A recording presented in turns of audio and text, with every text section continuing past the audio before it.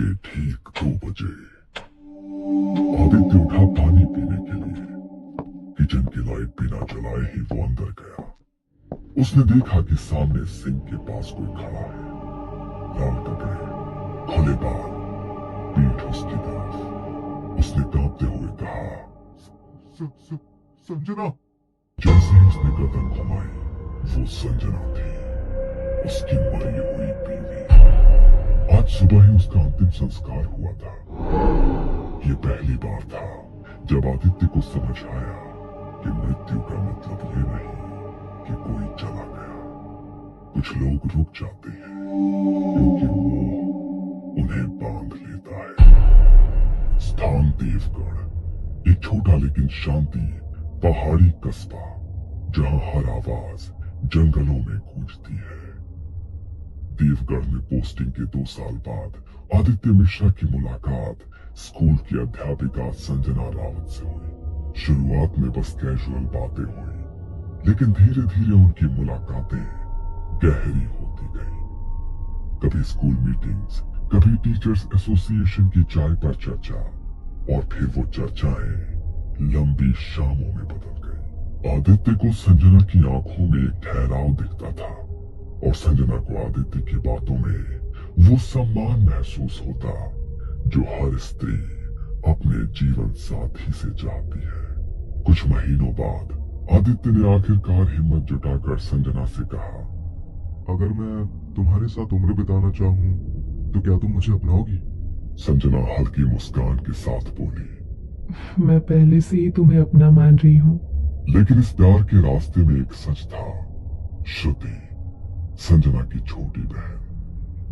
श्रुति बहुत पढ़ी लिखी नहीं थी, लेकिन समझदार और सहज स्वभाव की लड़की थी। घर के बड़े बुजुर्गों ने पहले ही आदित्य और श्रुति के रिश्ते की बात पक्की कर दी थी।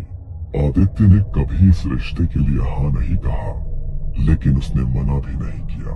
आदित्य के दिल में सिर्फ संजना थी। आखिरकार उसने संजना को मिलने बुलाया। संजना, एक बात कहनी है, लेकिन नहीं जानता कि कैसे कहूँ। इतने महीनों में अब भी मुझसे कुछ कहने से डरते हो? आदित्य ने गहरी सांस ली, फिर उसकी आंखों में देखते हुए बोला, मैं तुम्हारा हाथ मांगने तुम्हारे घर आने वाला था, लेकिन तब तक घर वालों ने मेरा रिश्ता तुम्हारी छोटी बहन श्रुति से तय कर दिया। संजना के चेहरे पर एक पल को सख्ती आ गई। श्रुति से? हाँ, लेकिन मुझे नहीं पता था कि वो तुम्हारी बहन है। मैंने अब तक किसी को कुछ नहीं कहा, पर अब चुप नहीं रह सकता। संजना, मैं सिर्फ तुमसे शादी करना चाहता हूँ। संजना की आंखों में आंसू भर आए। वो चुप रही। तुमने श्रुति से कुछ कहा? नहीं, अभी तक नहीं। मैं चाहता हूँ ये बात तुम ही उसे समझाओ। वो समझदार लड़की है, शायद समझ जाएगी। अगले कुछ दिनों तक संजना कोशिश करती रही, कभी किचन में, कभी लिविंग रूम में, लेकिन हर बार उसकी हिम्मत जवाब दे जाती। वो बस मुस्कुरा कर निकल जाती, और श्रुति भी कुछ नहीं पूछती। आखिरकार एक शाम उसने हिम्मत जुटाई, बरामदे में खड़ी श्रुति के पास गई। श्रुति, एक बात कहनी है जो शायद तुम्हें तकलीफ दे। दीदी, इतनी सीरियस क्यों हो? सब ठीक तो है?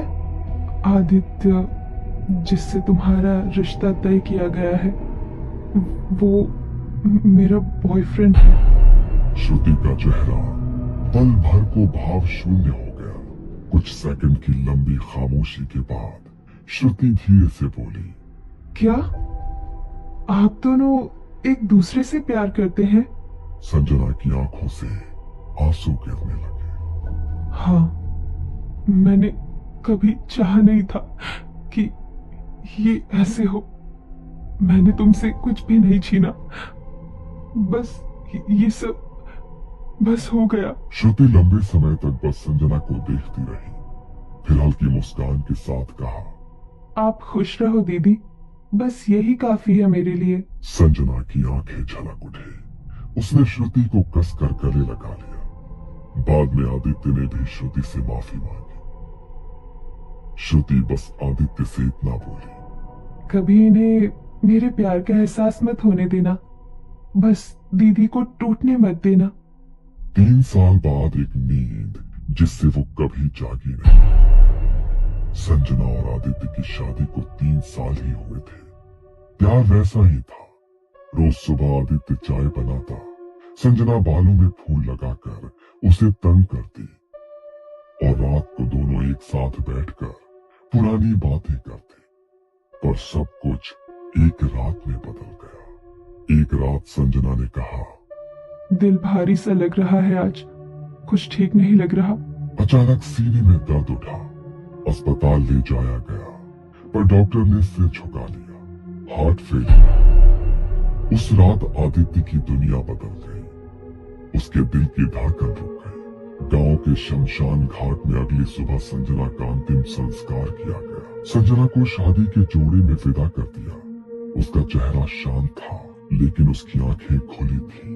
पंडित ने कई बार मंत्र पढ़े, लकड़ियां डाली और आदित्य ने अग्नि की। पर जैसे ही आग जलने लगी, साथ साथ धुआं भी उठता रहा, पर शरीर भस्म नहीं हो रहा। चिता पूरी तरह भड़कने के बजाय बस धीमे धीमे सुलग रही थी। लोगों के बीच फुसफुसाहट हुई, ये शरीर त्यागना नहीं चाहती, ये आत्मा मोह से फंसी है, ये जाना नहीं चाहती। आदित्य ने ये सुना, लेकिन उसकी हालत ऐसी थी कि शब्द उसके कानों में खुलते ही खो गए। बस एक अजीब सा बोझ उसके सीने में बैठ गया। उस रात आदित्य अकेले घर लौटा। घर में एक अजीब सा सन्नाटा था।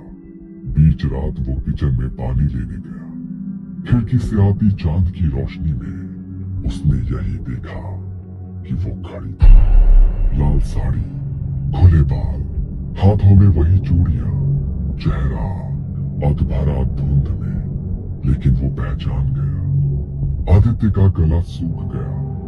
संजना? उसके होंठ थोड़े हिले, जैसे वो मुस्कुराई हो, और फिर अंधेरे में समा गए। इसके बाद आदित्य को नींद नहीं आई।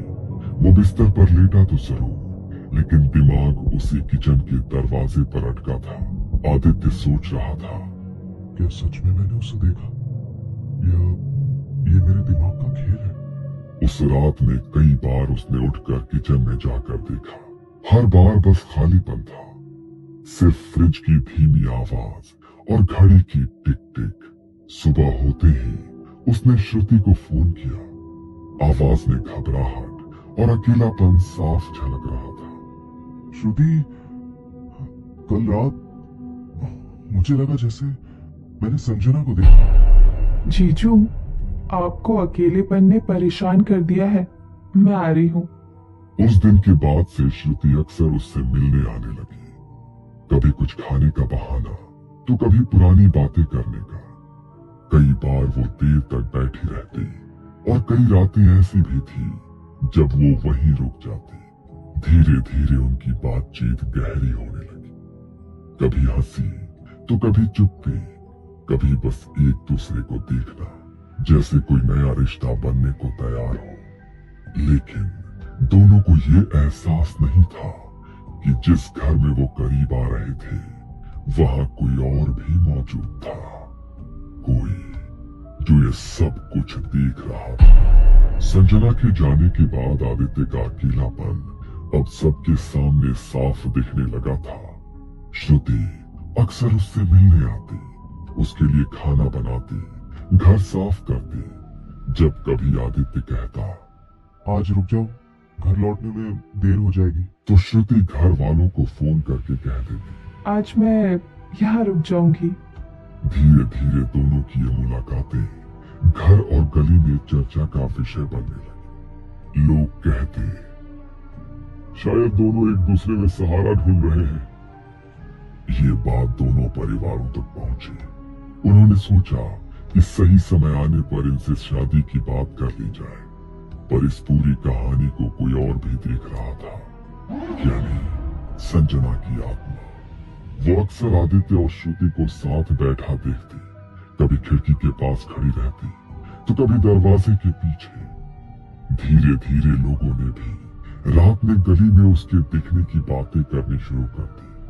कल रात मोड़ पर किसी को लाल साड़ी में देखा, और फिर पलक झपकते ही वो गायब हो गई। भाई, आदित्य के घर के बाहर एक औरत खड़ी थी, चेहरा धुंधला और बाल बिखरे थे। घर में भी अजीब घटनाएं शुरू हो गई। कभी आदित्य देर से लौटता तो देखता कि किचन का सामान इधर उधर बिखरा है। कभी शाम को लौटकर किचन में जाता तो गर्म चाय तैयार मिलती। वो सोच